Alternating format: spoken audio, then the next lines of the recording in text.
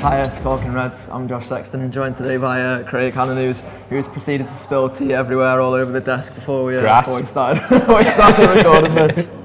Can't take him anywhere, honestly.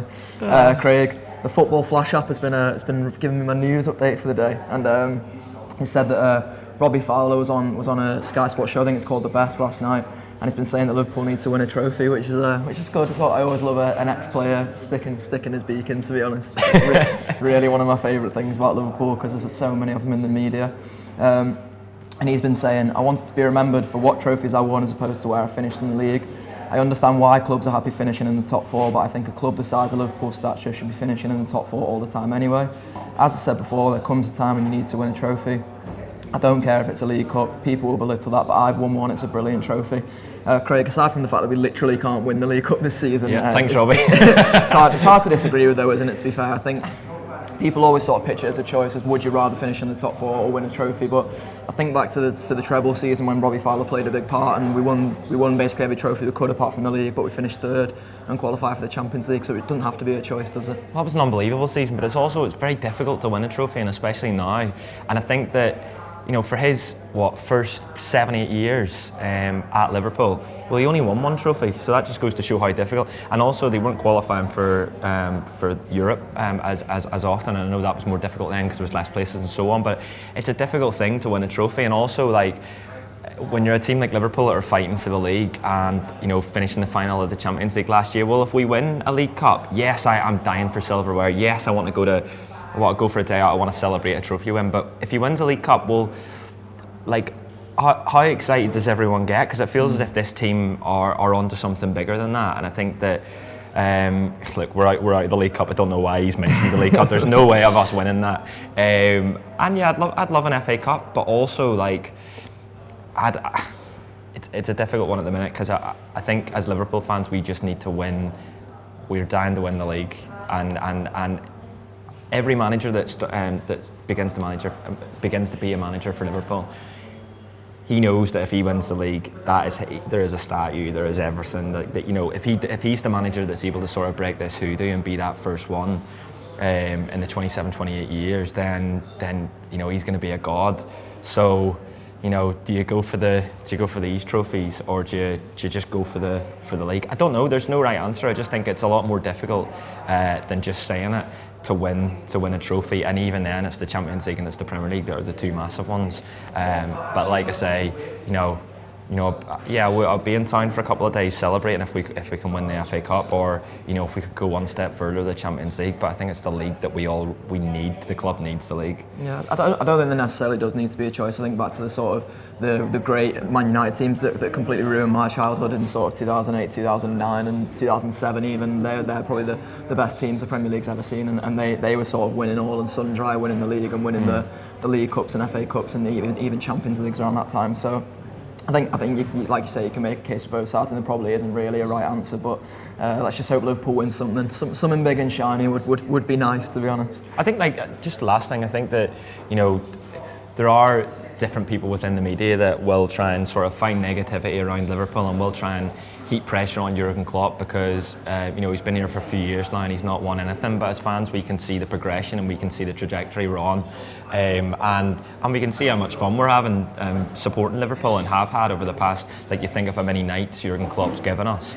We've been beaten in 3 finals, and that was really disappointing. But on the run to those finals, we had some nights that we'll remember for the rest of our lives. So, look, the bottom line of football is it's to win trophies, and when Jurgen Klopp finally leaves Liverpool, they'll look at his record and they'll say, right, how many trophies did he win? Did he win the league? So yeah, there is importance in that. I don't see the point in sort of heaping pressure on Klopp as a manager and just saying, well, he needs to win trophies. Liverpool need to do this. Liverpool need to do that. Liverpool are on the trajectory that we're wanting, and they're progressing at the rate we're wanting, and we can see how good a football team we finally have now. So I think they'll come. I do think they'll come. Yeah, well, we're moving on from managers, trophies, and statues. We'll move on to a statuesque defender for Liverpool who's been doing bits. Virgil van Dijk scored a last-minute equaliser for Holland last night. Helped them qualify for the UEFA Nations League semi-finals. I don't know either, to be honest. But he was pushed up top for Holland late on. They were throwing the big man up top. I love that style. A bit of Soto Kyriakos at Liverpool back in the day. Really into that Steven Corker as well. Steven Corker, remember that?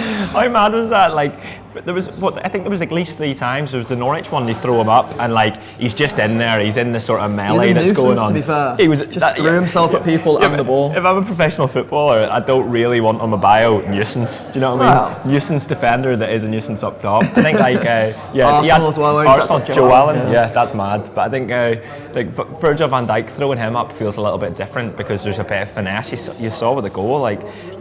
Striker scores that, you're going, what a finish. He hasn't scored for us besides the goal against Everton on his debut, and you're sort of thinking it gets to a stage where he is such a threat, and like you say, he has got the finesse, and there was the chance against Arsenal, I think, of where he brings it down, and he really acts like a striker, but he probably does need to be contributing more in terms of goals, doesn't he? And maybe that's what Liverpool need to do now and again. Yeah, if only just for our song, because we say he's scoring goals and he scored the one.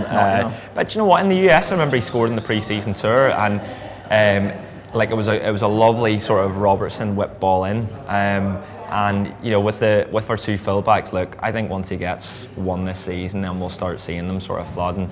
You know, there's a certain game in a couple of weeks' time that I would love to see him scoring again, the Merseyside derby, because like the scenes when he scored that one, it's almost like the great forgotten goal of last season because of everything that happened after it in terms of the big games in the Champions League and the big goals.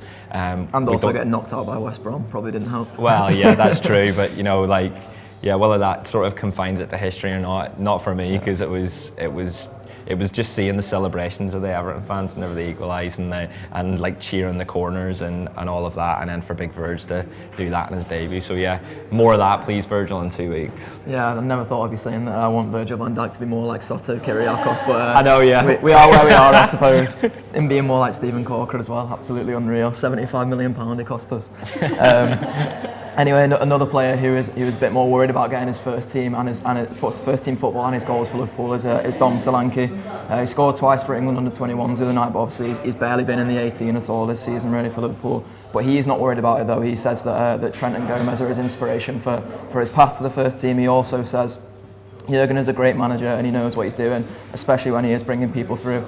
It's a good point, Craig, because I think people can get a bit worried about these players when they're not playing as much as when they are playing and not playing well. It's sort of nice to hear someone who isn't playing and hasn't really had his path to the first team this season say he's happy to bide his time and that he knows that Jurgen knows what he's doing, because I think he probably does, doesn't he? I think you can look at, of course he does. Yeah, I think there's 2 ways you can look at it with this kind of player.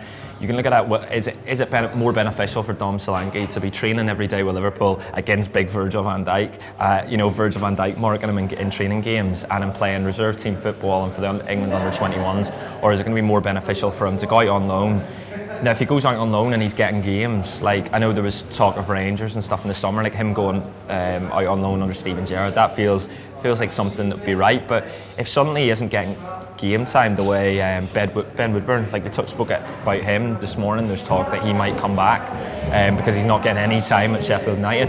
When that happens, that's sort of stalling his career a little bit, and he's not getting the benefit of training every day with players like Mo Salah and Firmino and learning off them, or Virgil van Dijk and players like that defending against him, but he's also not getting the game time. So I think look, the fact that he's being patient and he trusts the manager, and the manager's obviously having conversations with him and reassuring him that he signed him for a reason and that eventually he will get a chance. And I suppose it's once he does get that chance, he puts it in the net, because that's the thing he struggled with last year. It felt like anytime he did sort of get the opportunity, I remember at Stoke, like it was decent all-round play, but nothing that sort of at the end of it you go, right, well, Dom Solanke's battering down the hatches to get in this team. It just didn't happen like that for him, and he got the goal in the last day of the season, didn't he? And I think that just sort of was a weight lifted off his shoulders. But now the fact that he's not getting anywhere near it, I just wonder whether in January there is that conversation, and whether they look at that trade-off of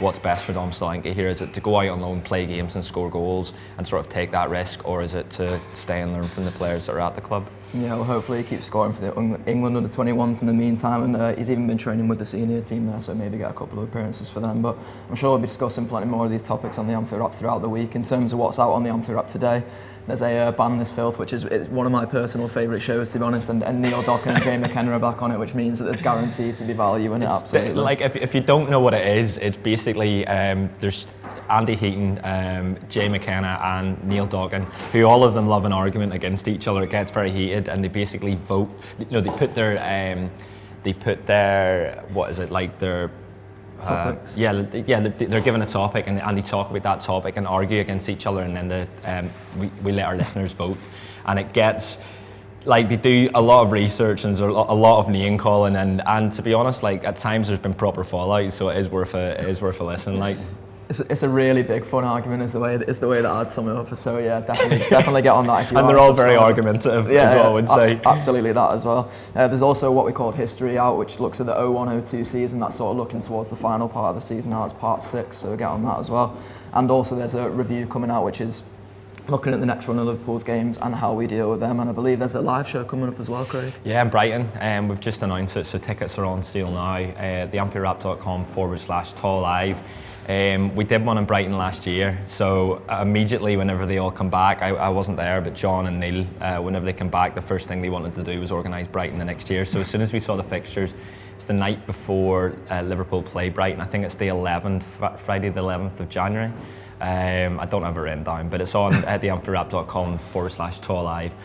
We'll have live music and everything there as well, and as well, we're in the process of sorting one in Liverpool again, likely to be around the Arsenal game at the end of December, and then one in Scotland. That hasn't been confirmed yet, but it's likely that there will be one in Scotland. So yeah, get on them when we do release them. Yeah, get your tickets for that Brighton show especially, and subscribe to the Anfield Wrap as well if you haven't already. Can promise there's loads of good content and more big fun arguments as well. Nice one.